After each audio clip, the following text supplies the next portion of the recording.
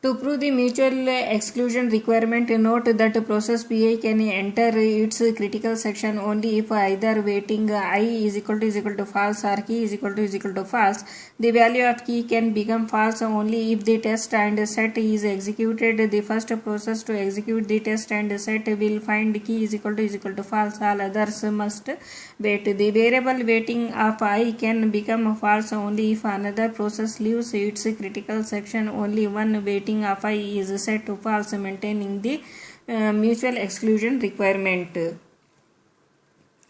To prove the progress requirement, note that the arguments presented for mutual exclusion also apply here, since a process exiting the critical section either set lock to false or set waiting object to false. Both allow a process that is waiting to enter its critical section to proceed. To prove the bounded waiting requirement, note that when a process leaves its critical section, it scans the array waiting in the cyclic ordering I+1 to I1. It designates the first process in this ordering, that is, it in the entry section waiting of j is equal to true as the next one to enter the critical section. Any process waiting to enter its critical section will thus do so within n-1 turns. Now let us see semaphore. A semaphore is a synchronization tool. It is used to solve various synchronization problems and can be implemented efficiently. Semaphore do not require busy waiting. A semaphore S is an integer variable that is assessed only through two standard atomic operations, wait and signal. The wait operation was originally termed P and signal was called V. See the definition of wait, definition of a signal. All modifications to the integer value of the semaphore is the wait and the signal operations must be executed indivisibly. That is, when one process modifies the semaphore value, no other process can simultaneously modify that same semaphore value. Binary semaphore.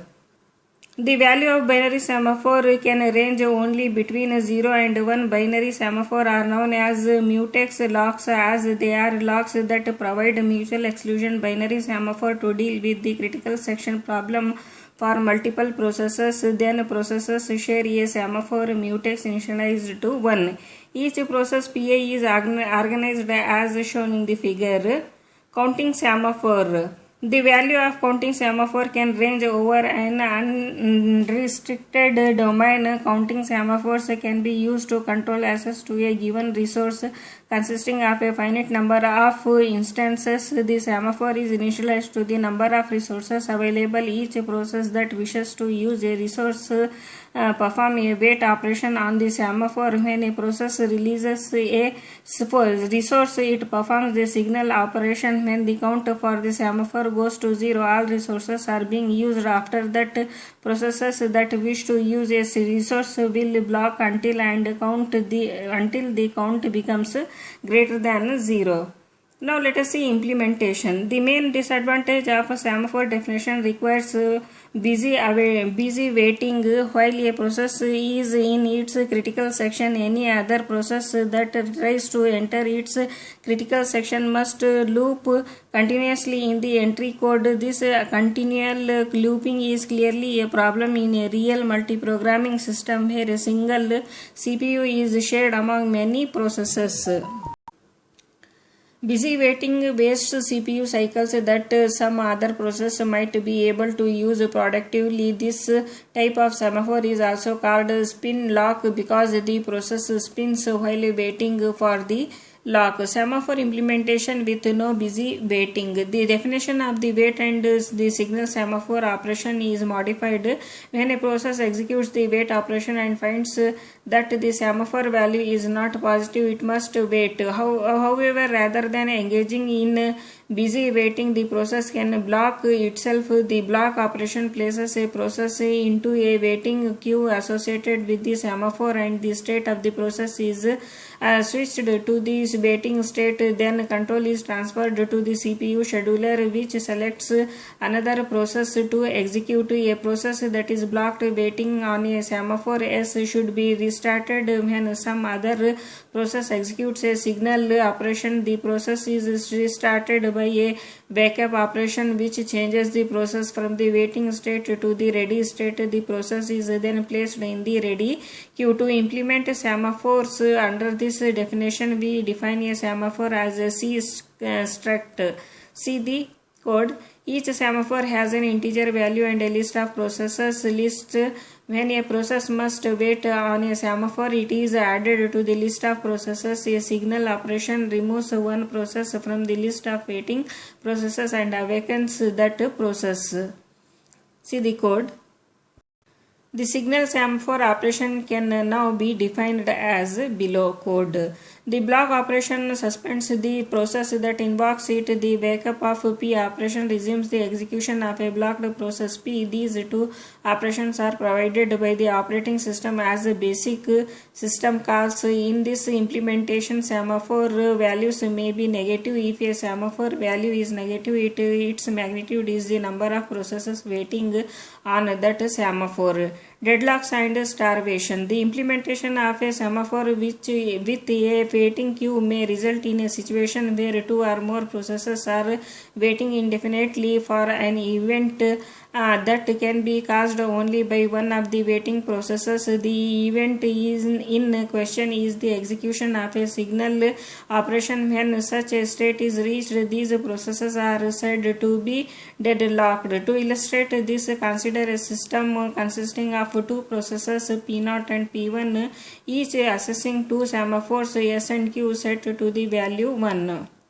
Suppose that P0 executes wait of S and then P1 executes wait of Q. When P0 executes wait of Q, it must wait until P1 executes signal of Q. Similarly, when P1 executes wait of S, it must wait until P0 executes a signal of S. Since these signal operations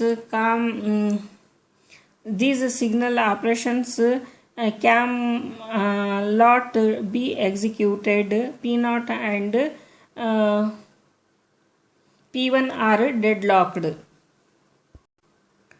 Another problem related to deadlocks is indefinite blocking or starvation, a situation in which processes wait indefinitely within the semaphore. Indefinite blocking may occur if we remove processes from the list associated with a semaphore in LIFO, last in first out order. Now let us see classical problems of synchronization. Bounded buffer problem, reader and writer problem, dining philosopher's problem.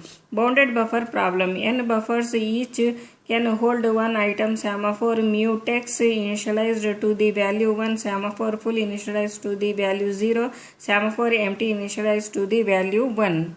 See the structure. Structure of producer process and structure of consumer process.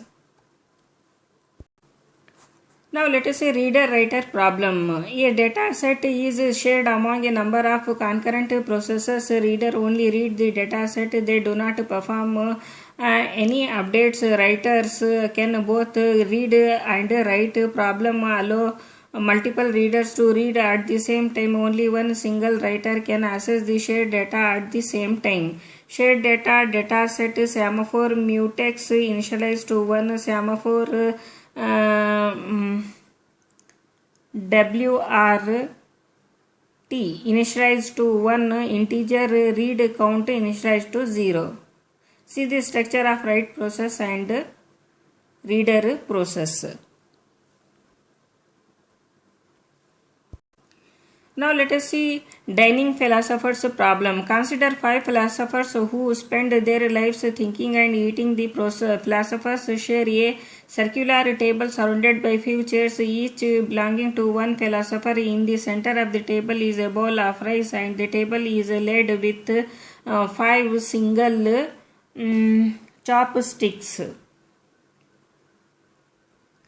A philosopher gets hungry and tries to pick up the two chopsticks that are closest to her, the chopsticks that are between her and her left and right neighbors. A philosopher may pick up only one chopstick at a time.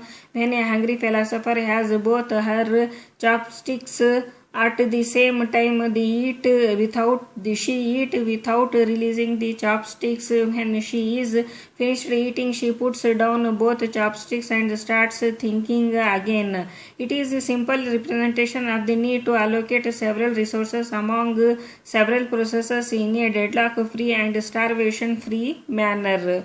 Now let us see solution. One simple solution is to represent each chopstick with a semaphore. A philosopher tries to grab a chopstick by executing a weight operation on that semaphore. She releases her chopsticks by executing the signal operation on the appropriate semaphores. Thus the shared data are semaphore chopsticks of 5. Where all the elements of the chopstick are initialized to 1. The structure of the philosopher I is as shown in the figure. Several possible remedies to the deadlock problem are replaced by allow at most 4 philosophers to be sitting simultaneously at the table. Allow a philosophy to pick up her chopsticks only if both the chopsticks are available. Use an asymmetric solution, that is, an odd numbered philosopher picks up first her left chopstick and then her right chopstick, whereas an even numbered philosopher picks up her right chopstick and then her left chopsticks. Problems with semaphores. Correct use of the semaphore operations. Signal mutex up to wait mutex replace signal with wait and vice versa. Wait mutex up to wait mutex. Omitting of wait mutex or signal mutex are both. Now let us see monitor. An abstract data type or ADT encapsulates the data with a set of functions to operate on that data that are independent of any specific implementation of ADT. A monitor type is a ADT that includes a set of programmer defined operations that are provided with mutual exclusion within the monitor. The monitor type also declares the variables whose values define the state of an instance of that type along with the bodies of functions that operate on those variables. The monitor construct ensures that only one process at a time is active within the monitor. See the syntax of the monitor. In this page, see the syntax of the monitor.